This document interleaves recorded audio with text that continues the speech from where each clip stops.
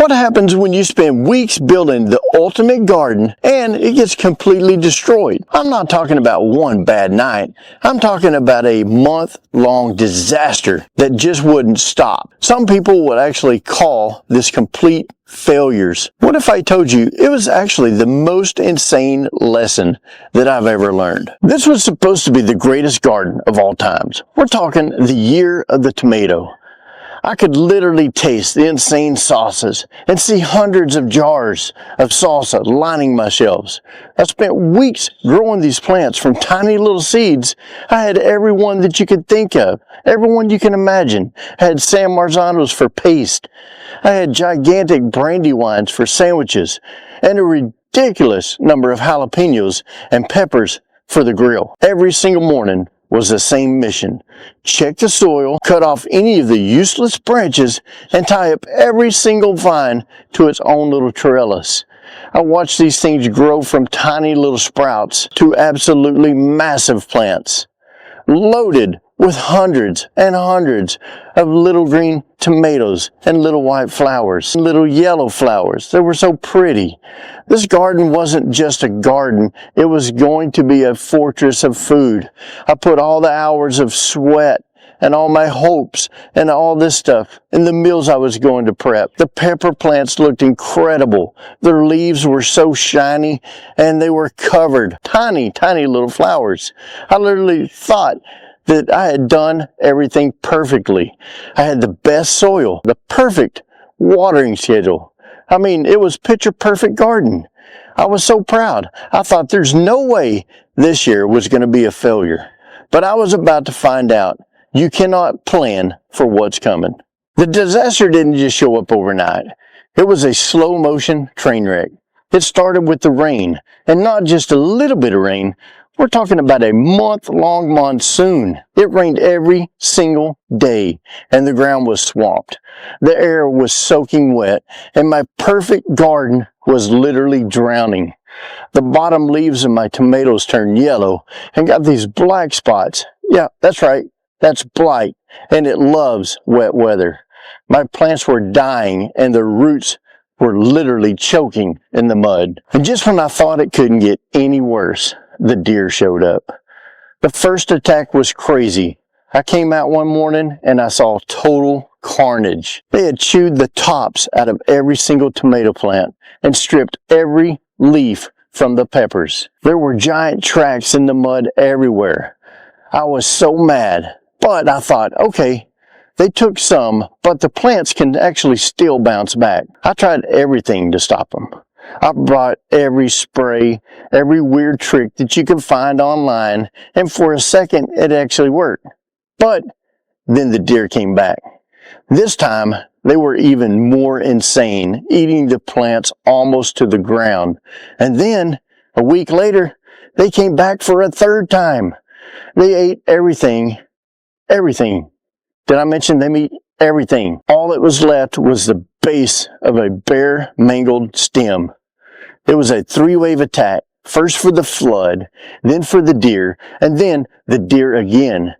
Weeks of my life's work completely gone, and I felt crazy frustration. My first thought was, I'm tearing it all out. So what is the point if it can all be destroyed this easily? I stood there for what felt like forever, just staring at these pathetic, leafless sticks. The garden was dead silent, and all I could feel was how badly I had failed. It's a feeling every gardener gets, where you realize you have zero control. You want to just quit, but I went inside, made some coffee, and just sat there, refusing to even look out that window. But after being angry, something clicked. It wasn't just a genius idea. It was a slow-motion realization. I thought about the insane power of the month of the rain and the absolute persistence of the deer that attacked 3 separate times. My garden wasn't just a failure. It was a tiny project going head-to-head with actual, wild, unpredictable nature. My mistake was thinking that I could have any type of control over it. My perfect little garden was just a suggestion, and the universe had an answer of, nope. I went back outside, and this time it was a little different. instead of just seeing the destruction, I actually started to notice other little things. I saw one single perfect tomato plant that the deer had somehow missed, still hanging on. The flooded soil was now full of earthworms, already breaking down the dead plants and feeding the ground. The destruction wasn't the end, it was actually a new beginning. And the garden was still alive. It just wasn't alive for me right now. That's when I got it. I didn't fail. I was being taught a lesson. I had a choice. I could see complete disaster, or I could actually see it as a challenge. I could let the anger win, or I could get fascinated by it. And you know what? I got fascinated. So I started learning. I walked through my destroyed garden like a scientist, taking notes on everything that went wrong and what nature was actually showing me. And the lessons were actually insane. Lesson 1 was simple. My defenses were pathetic. The little stakes I was using, they were a joke against plants that were soaked with water. You don't need stakes, you need to build a fortress for your plants. I now learned that tomato cages made out of concrete reinforcement were basically indestructible. And for the deer, you need at least an 8-foot tall fence. Even better, a double fence, because the deer will not jump into a small trapped area. So you have to do stuff like this before your actual disaster. The second lesson was all about the ecosystem. My anger at the deer turned into respect. They are creatures of habit. They just wanted an easy meal. So instead of trying to block them, I actually started thinking about, how about if I outsmart them? Or that's when I actually learned about planting stuff that deer hate, like sage, mint, rosemary, and planted it around the entire garden. It creates a smelly force field that makes them go somewhere else. And I realized that the ruined plants weren't a waste. They were actually feeding the microbes and the worms in my soil. The garden still has a harvest. It just was not my harvest. But the third and most important lesson that I was learned was about being resilient. A resilient garden isn't one where nothing goes wrong. It can actually take a punch and then get back up. It needs a resilient gardener, someone who understands that failure isn't possible. It's a guarantee. For years, I was chasing perfection, and that's probably why I lost. The real secret to winning isn't just for the food that you get at the end of the season. It's about the process, the showing up, the learning, the adapting, and the starting over. I was finally free from the pressure of being perfect.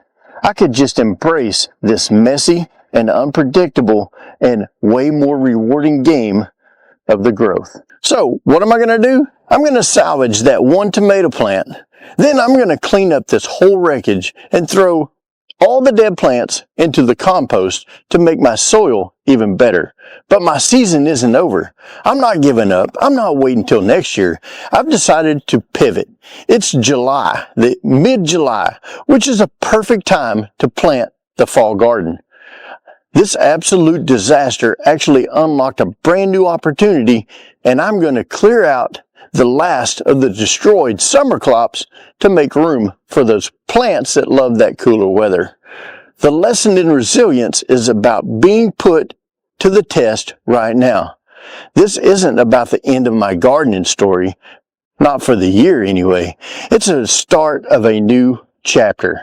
And I'm going to show you exactly how I'm doing it. In the very next video, I'm going to show you how I'm going to prep this garden for an insane fall harvest. And if you want to see how to turn a massive summer failure into an unbelievable autumn success, so make sure you hit that subscribe button and hit the bell notification so you don't miss out. Thanks for watching, and don't forget, keep it growing.